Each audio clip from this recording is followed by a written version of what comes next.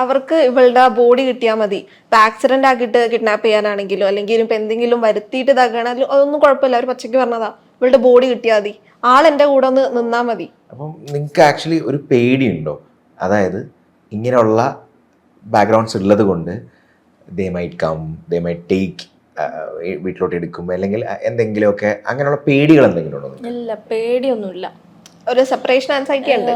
അത് നമുക്ക് മുന്നേ കിട്ടിയ ഒരു ചെറിയൊരു ട്രോമ കാര്യങ്ങളുണ്ട്. മുന്നേ അവരങ്ങനെ ചെയ്തോണ്ട് എന്നെ പിടിച്ചോണ്ട് പോയി, അവിടുന്ന് കുറച്ച് ഉപദ്രവിച്ച്, ഇവളെ ഉപദ്രവിച്ച്, അതൊരു മൈൻഡിലുള്ളതുകൊണ്ട് തന്നെ ഒത്തിരി ഇതുണ്ട്. അതിന്റെ ഒരു ട്രോമ ഇപ്പോഴും മൈൻഡിൽ കിടക്കുക. ഒരു പേടി തട്ടി പറയില്ലേ, ആ ഒരു സാധനം ഉണ്ട്. അല്ലാതെ പേടിയൊന്നുമില്ല. നിങ്ങളുടെ പാരൻസിൽ കമ്പയർ ചെയ്ത് നോക്കുമ്പോൾ എനിക്ക് തോന്നുന്നു നൂറയുടെ പാരൻസ് ആണ് കുറച്ചും കൂടെ ഡ്രമാറ്റിക്, ഭയങ്കര ടെറർ എന്ന് വേണമെങ്കിൽ പറയാം. ക്രൈം ത്രില്ലറാ. നിങ്ങളിൽ ആരാണ് ഹൊറർ? ഞങ്ങള് ഇങ്ങനെ പോവാണ്, ഞങ്ങള് രണ്ടുപേരും ഹൊറർ ആവേണ്ടി വരും. അടിപൊളി അടിപൊളി അടിപൊളി.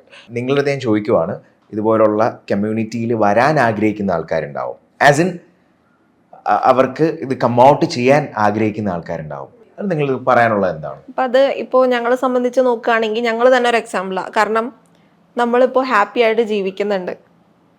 മുന്നത്തെ രണ്ടുപേരല്ല ഇപ്പോഴത്തെ രണ്ടുപേര്, ഒരുപാട് വ്യത്യാസമുണ്ട്. അതായത് നമ്മൾ സപ്രസ് ചെയ്ത് നിൽക്കുന്നതും കമ്മൗട്ട് ചെയ്ത് നമ്മളായിട്ട് ജീവിക്കുന്നത് വേറെയാ. മറ്റേ നമ്മൾ ആരുടെയോ ഇതിനു വേണ്ടി അഭിനയിക്കുക.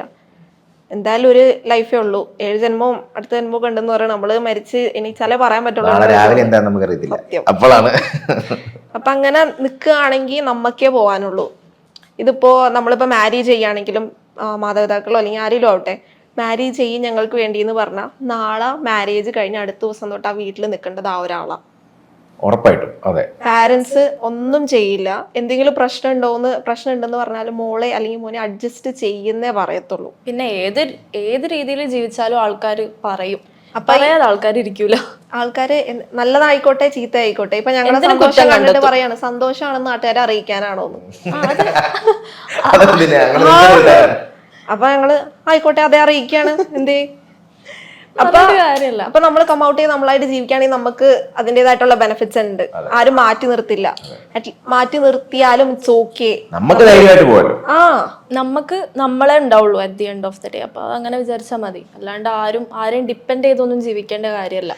ഈ നൂറനെ കാണാൻ ആക്ച്വലി ആലിയ ഭട്ടിനെ പോലെ ആണെന്ന് പല ആൾക്കാരും ഞാൻ ഇവിടെ കമന്റ്സിലൊക്കെ വായിച്ചു. അതുമല്ല അങ്ങനെയുള്ള കമന്റ്സ് ഒക്കെ വരുമ്പോ എന്താണ്, അല്ലെങ്കിൽ പിന്നെ എനിക്ക് തോന്നിയില്ല. എനിക്ക് ആലിയ ഭട്ടിനെ പോലെ തോന്നിയില്ല, പക്ഷെ ഗോപിക ജിപിയുടെ കണ്ണും എനിക്കും തോന്നിയില്ല.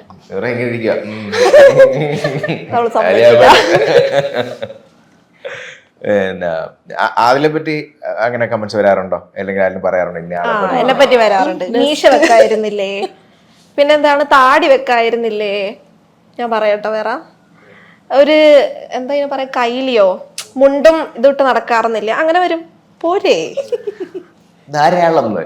അല്ല പിന്നെ മുടിയൊക്കെ വിട്ടിരിക്കുമ്പോ ആൾക്കാർ ചിലപ്പോ പറയുന്നതായിരിക്കാം നീ വളർത്താൻ പോവാണ് കേട്ടോ. കാരണം എന്റെ മുടിയിലാണല്ലോ എന്റെ പേഴ്സണാലിറ്റി, ഞാൻ ആരാന്നിരിക്കുന്നത്. ആൾക്കാർ തിങ്ക് ചെയ്തേക്കുന്നത് അങ്ങനെയാണ്.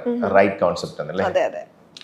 ഈ നമ്മുടെ കൂട്ടുകാരൻ അല്ലെങ്കിൽ ഫ്രണ്ട്സ് തന്നതിൽ വെച്ച് ഒരു 8ന്റെ പണി ഉണ്ടെന്നുണ്ടെങ്കിൽ, അല്ലെങ്കിൽ അത് ഒരിക്കലും മറക്കില്ല, അതോടുകൂടിയാണ് ഞാൻ ഈ ഫ്രണ്ട്ഷിപ്പൊക്കെ മാറ്റിയെന്നുണ്ടെന്നുണ്ടെങ്കിൽ അതെന്തായിരിക്കും ഒരു പണി? എവിടത്തെ ആണെന്ന് ഞാൻ പറയുന്നില്ല, കാരണം അവർക്ക് മനസ്സിലാവും. എനിക്കതിപ്പോ മനസ്സിലാക്കണ്ട. കാരണം അതായത് ഞങ്ങൾ മുന്നേ ഫ്രണ്ട്സ് ആയിരുന്നു. ഞങ്ങൾ കമ്മൗട്ട് ചെയ്തതിന് ശേഷമാണ് കേട്ടോ. മുന്നേ ഫ്രണ്ട്സ് ആണ്, രണ്ടുപേരുണ്ട്. അപ്പൊ അവരായിട്ട് ട്രിപ്പൊക്കെ അടിച്ചു, അങ്ങനെയൊക്കെ നടന്ന്. പിന്നെ കുറച്ച് കഴിഞ്ഞപ്പോൾ ഈ രണ്ടുപേരും ഞങ്ങളൊരു മൈൻഡും ഇല്ല. ഞങ്ങൾ ഹായ് കാണിച്ചാൽ ഞങ്ങളുടെ ഹായ് വായുവിലാണ്, നോക്കൂല. എന്നിട്ട് പിന്നെ പറഞ്ഞത് ഇവര് മറ്റുള്ളവരോട് പറഞ്ഞു കിടക്കുക ആദിലെ നൂറേൻ കഞ്ചാവാണ്, മറ്റേതാണ്, മറിച്ചതാണ്. ഇതൊക്കെ ഇങ്ങനത്തെ തന്നെ നമ്മളെ പറ്റി പണിയായിരുന്നു. നമ്മൾ അത്ര ക്ലോസ് ആയിരുന്നു, നമ്മൾ ഒരുമിച്ച് ട്രാവൽ ചെയ്തു. 2 ഗേൾസ് ആണ്. ഹോപ്പ് അവര് മനസ്സിലാവട്ടെ. അപ്പൊ അങ്ങനെ പറഞ്ഞ് ഇങ്ങനെ നടക്കാണ്. അതായത് അത് ഭയങ്കര ചീപ്പായിട്ട് ഞങ്ങൾക്ക് തോന്നി. നമ്മളങ്ങനെ ഭയങ്കര ക്ലോസ് അല്ലായിരുന്നു അങ്ങനെയൊക്കെ പറഞ്ഞു ഇവളോട്. പക്ഷെ പിന്നെ ഇത് അറിഞ്ഞപ്പോ പിന്നെ പോട്ടെ പുല്ലെന്നായി.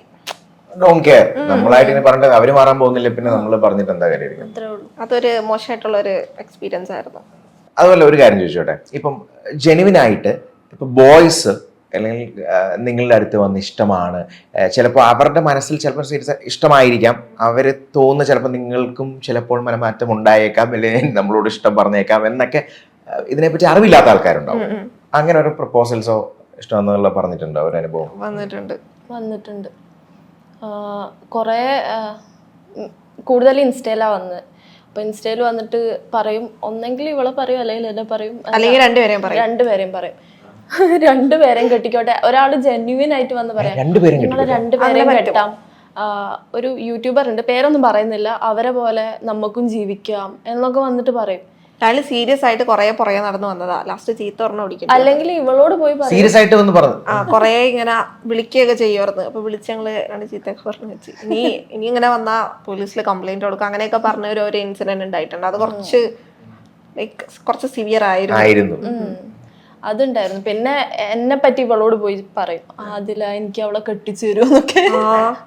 ഞാൻ അവളെ കെട്ടിച്ചു കൊടുക്കണം അത്ര, എന്റെ പാർട്ട്ണറിനെ ഞാൻ വേറെ ഒരാൾക്ക് കെട്ടിച്ചു കൊടുക്കണമെന്ന്.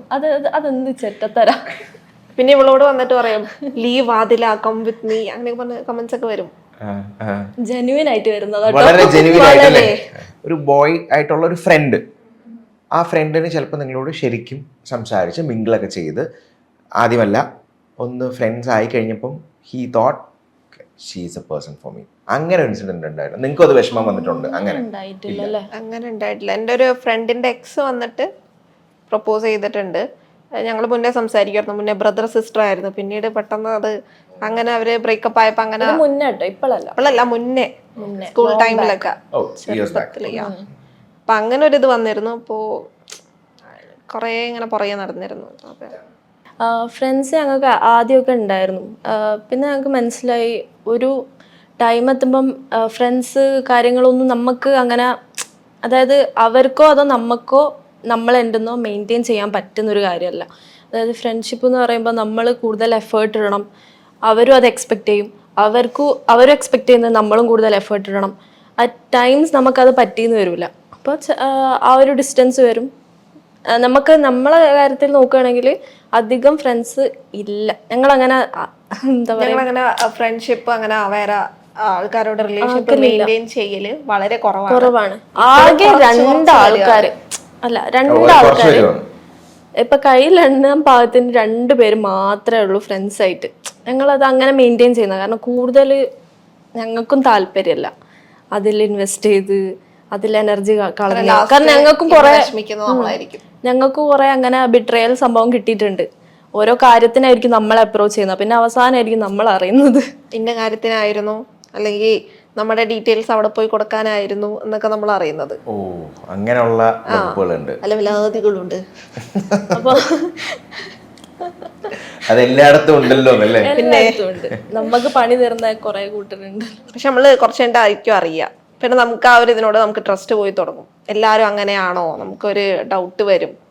പിന്നെ അതിന് നല്ലത് നമ്മൾ ആ ഒരു 2-3 ഫ്രണ്ട്സിനെയും കൊണ്ട് ലൈഫ് അങ്ങോട്ട് പോകുന്നതാ. ഹായ് ബൈ ഉള്ള ആൾക്കാർ. പിന്നെ it is very hard to find genuine soul. നമുക്ക് ചേരുന്ന ജെനുവിൻ ആയിട്ടുള്ള ആൾക്ക്. ചിലർ എനിക്കിപ്പം ഈ ആളായിരിക്കും കംഫർട്ടബിൾ, പക്ഷെ ഇപ്പുറത്തിരിക്കുന്ന ആൾക്ക് അവർ കംഫർട്ടബിൾ ആയിരിക്കണമെന്നില്ല. സോ നമുക്ക് ചേരുന്ന ആ ജെനുവിൻ ഈക്വൽ വൈബുള്ള ആൾക്കാരെ കിട്ടാനും പാടില്ലേ? നല്ല പാടാണത്. അങ്ങനെ ജെനുവിൻ ആയിട്ടുള്ള ആൾക്കാരെ കിട്ടാൻ ഭയങ്കര പാട് തന്നെയാണ് സത്യം പറയുകയാണെങ്കിലും. കാരണം ഞങ്ങൾ ജെനുവിൻ ആണ് എന്ന് വിചാരിച്ച കുറേ പേര് ജെനുവിൻ അല്ലാത്തവരുണ്ട്.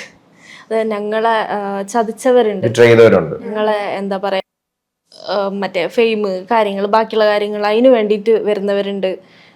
പിന്നെ നമ്മളെ കാര്യം വേറൊരാളടുത്ത് വേറെ രീതിയിൽ പറഞ്ഞു കൊടുക്കുന്ന ആൾക്കാരുണ്ട്.